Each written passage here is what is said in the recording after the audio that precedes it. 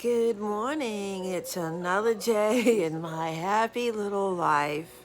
I slept 10 hours last night. I was exhausted just from going to the doctor's appointment by myself, drove myself, um, doing a bit better.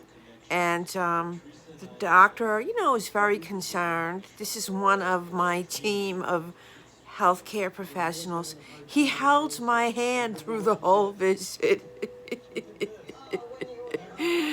Oh, y'all better watch out. No, it would be unprofessional to get involved,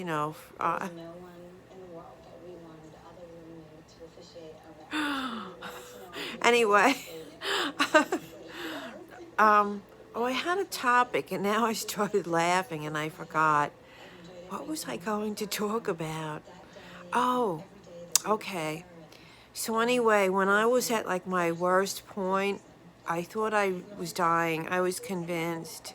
And there's certain things that I won't share, but I had a lot of contact with my sister because she would be the one to deal with my estate.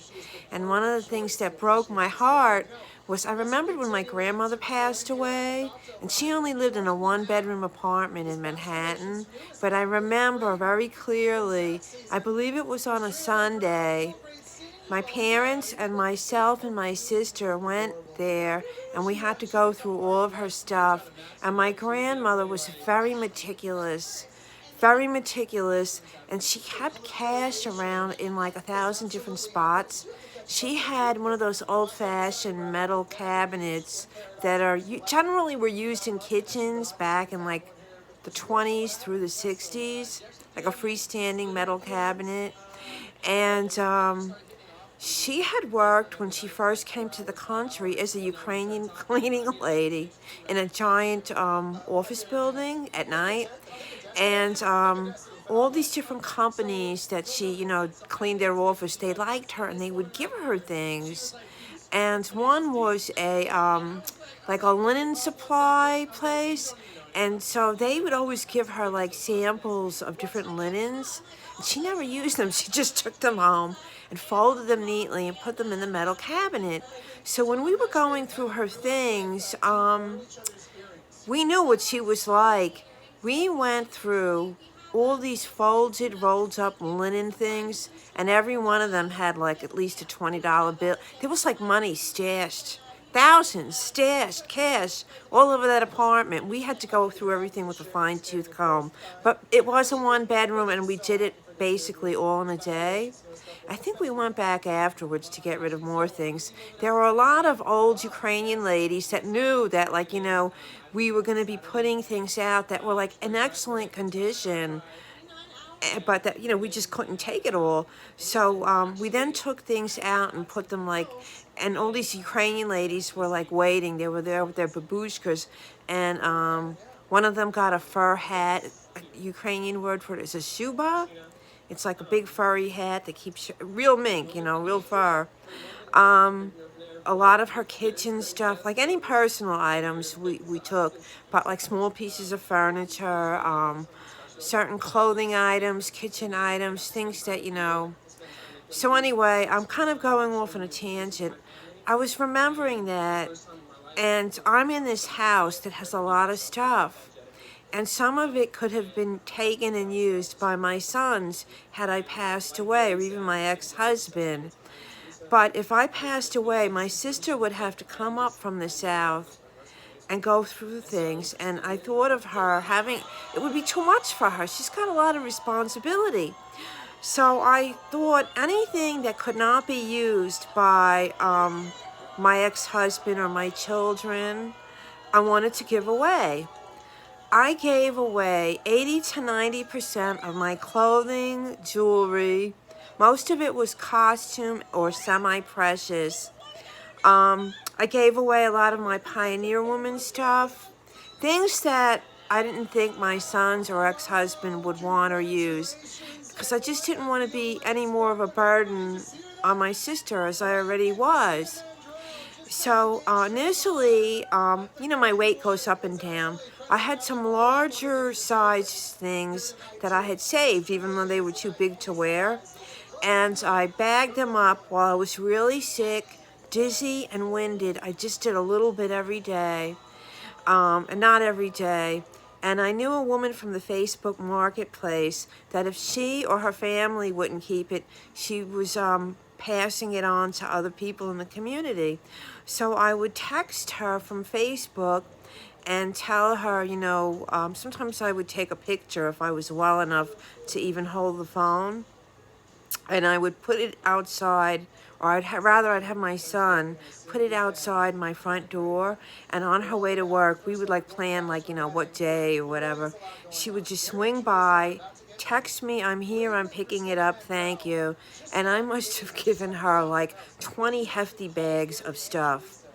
Then I was also in touch with a very sweet friend of mine who's a bit younger than me. I was at her wedding over 20 years ago, and I know her family, and she's younger than me and she still works. And so anyway, her husband's the one that retired early and gave me the ride to one of my appointments that I was unable to drive to because I would have been medicated. Even if I was well enough to drive, I couldn't drive back from this appointment because they were doing something to me and I wouldn't be able to, long story.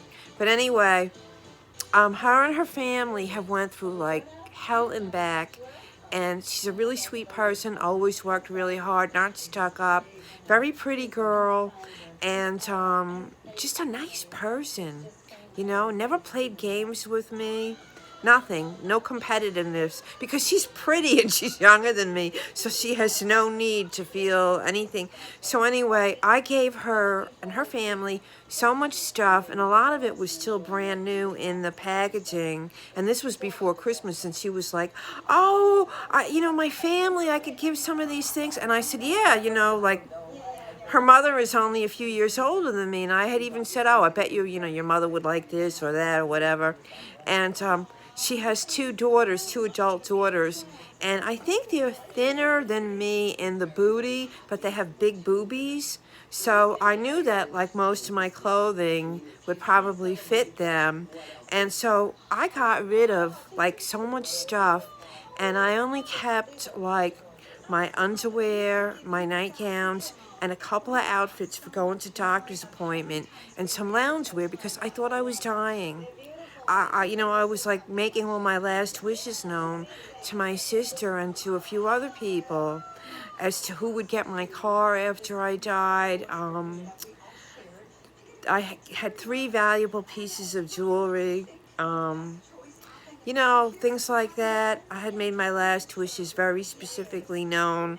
I found the funeral place that I would want to use, and I had the money set aside for my cremation, and I gave very specific instructions of how I wanted my death handled. Well, guess what? Right now, it seems like I'm not going to die yet, and I got good news on December 13th.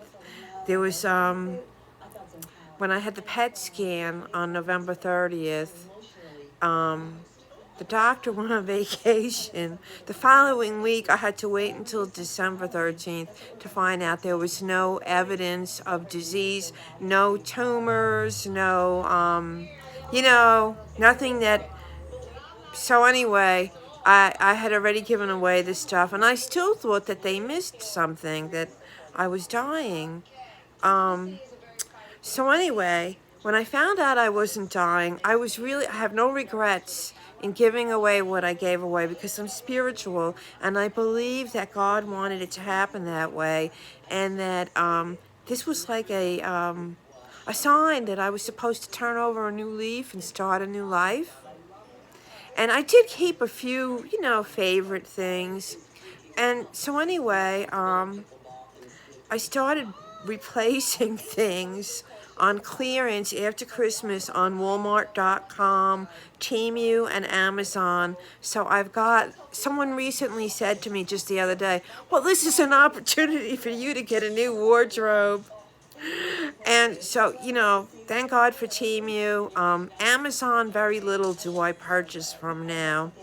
But Temu and Walmart clearance, I should do a haul.